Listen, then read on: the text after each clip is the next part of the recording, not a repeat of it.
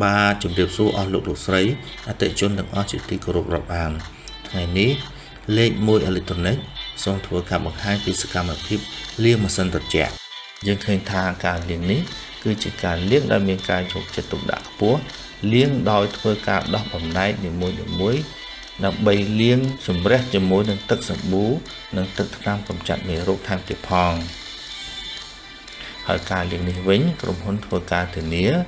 រយៈពេល3ខែទៅ6ខែក្រុមហ៊ុនលេខ1អេឡិចត្រូនិកមានសេវាកម្មជាច្រើនដូចជាដំឡើងលាងជួសជុលថែទាំនិងលាងសម្អាតម៉ាស៊ីនត្រជាក់ម៉ាស៊ីនបោកនិងទូទឹកកកគ្រប់ប្រភេទ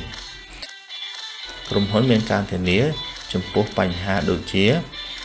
ការហូរទឹកការជ្រាបទឹកចេញពីម៉ាស៊ីនត្រជាក់ក្រុមហ៊ុនធ្វើការជួសជុលដោយឥតគិតថ្លៃ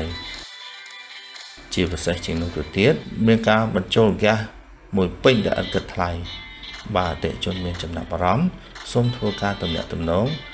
មកតាមលេខទូរស័ព្ទរបស់យើងខ្ញុំដូចដែលមាននៅក្នុង page ខាងលើសូមអរគុណសូមជម្រាបលា